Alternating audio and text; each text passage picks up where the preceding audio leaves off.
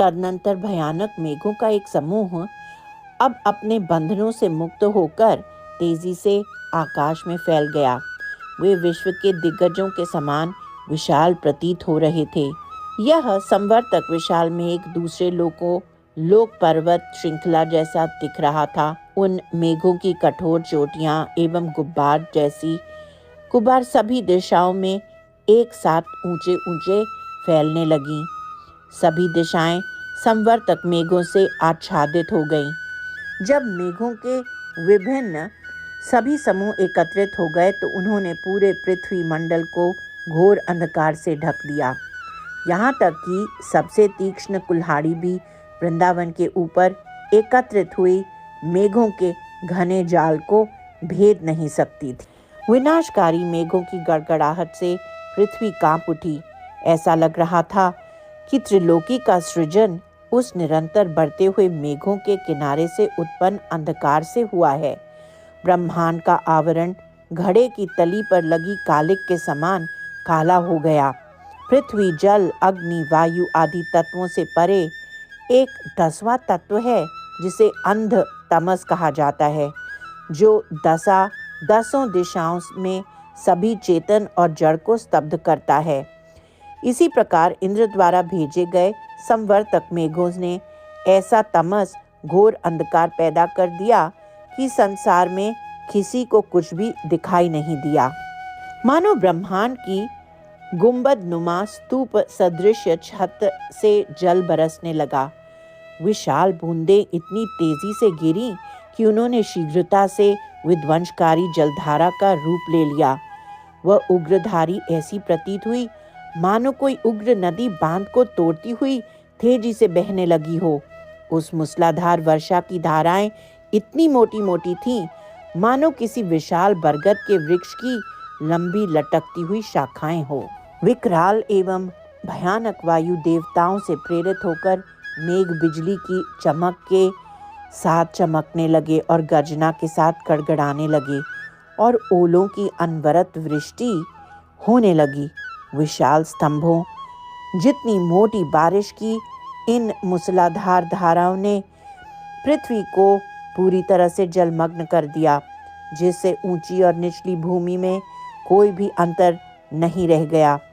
निश्चित ही ब्रजवासियों को ऐसे प्रलय की अनुभूति फिर कभी नहीं होगी। गायों ने अपने बछड़ों को अपने मखमली गल कंबल के नीचे आश्रय दिया। मूसलाधार वर्षा के भय से उन्होंने अपनी आंखें लगभग बंद कर लीं और अपनी पूंछें नीचे की और सीधी कर ली। वे गोवंश तेज अति शीतल वर्षा और ओलों से प्रताड़ित होकर कांप रहे थे। उनकी पीठ की त्वचा ओलों और वर्षा के प्रहार से सूज गई थी। इस दर्दनाक स्थिति में खड़े होकर उन गायों ने आश्रय के लिए श्री कृष्ण की ओर देखा। बैलों के सींगों पर जब मूसलाधार वर्षा पड़ी तो वह उछलकर उनके मोटे मोटे कुबड़ पर जा गिरी और वहां से छोटी छोटी मोती जैसी बूंद में टूटकर उनको चौड़ी मांसल पीठों पर लुढ़क गई। हाय हाय, खेद है।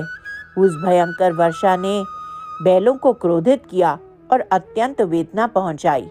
केले के पेड़ों के तने के समान मोटे स्तंभों में गिर रही वर्षा की मूसलाधार धारा को देखकर ब्रजवासियों ने सोचा कि ब्रह्मांड का आकस्मिक प्रलय कैसे आ पड़ा। भयभीत और दुर्बल होकर वे भक्त वत्सल सुहृद कृष्ण के पास पहुंचे। आदि व्याधि से युक्त होकर उन्होंने श्री कृष्ण से विनती की, हे कृष्ण, तुम सदैव हमारी रक्षण करते हो और हमें आनंदित करते हो, लेकिन अभी हम बहुत बड़े संकट में हैं। चूंकि आप गोकुल के स्वामी हो, कृपया आप तत्काल ही हमारी रक्षा विधान करें। देखिए ना, चमकती बिजली का तीक्ष्ण तेज क्रोधित सांप की दोहरी जीभ की तरह प्रतीत हो रहा है। तेज हिमपात वृक्षों के जीवन को नष्ट कर रहे हैं। जल में प्रवेश करने वाला बिजली का तेज अनेक सिर वाले कालिया नाग की भांति आग उगलता हुआ प्रतीत हो रहा है। बड़े बड़े खंभों जितनी मोटी मूसलाधार वर्षा उत्सर्जन करते हुए मेघ भयंकर गर्जना कर रहे हैं। जल स्तर प्रलयंकारी सागर की भांति बढ़ रहा है और इस प्रकार पृथ्वी तेजी से उस बाढ़ में जलमग्न होती जा रही है। सुरभि गायें अपने बछड़ों को ओलों से बचाने के लिए अपने शरीर का उपयोग कर रही हैं। वे गायें भी अश्रुपूरित नेत्रों से आपसे विनती कर रही हैं, हे कृष्ण, एक बार आपने हमें विनाशकारी दावाग्नि जंगल की आग से बचाया था, इसलिए कृपया हमें इस भयानक वर्षा से भी बचाएं। हे कृष्ण, वृषभों की दशा देखो, बड़े बड़े ओले उनके कुबड़ से टकराकर टुकड़े टुकड़े होकर मोतियों की तरह बिखर रहे हैं। उनके नेत्र रोष से लाल हो रहे हैं। वे अपना सिर उठाते हैं और क्रोध से संवर्तक मेघों की ओर देख रहे हैं। उनका पूर्ण शरीर जलमग्न हो रहा है। हाय, वे कैसा दुस्सह कष्ट पा रहे हैं। यह विनाश तो एक महान मूर्तिमान अनर्थ के जैसा प्रतीत हो रहा है, जो हर प्रकार से अपरिहार्य लगता है। हे केशव, केवल तुम ही हमें इस संकट से मुक्ति दिला सकते हो। हम तुम्हारे शरणागत हैं। हे कृष्ण, हम तो तुम्हारे निज बंधु बांधव हैं।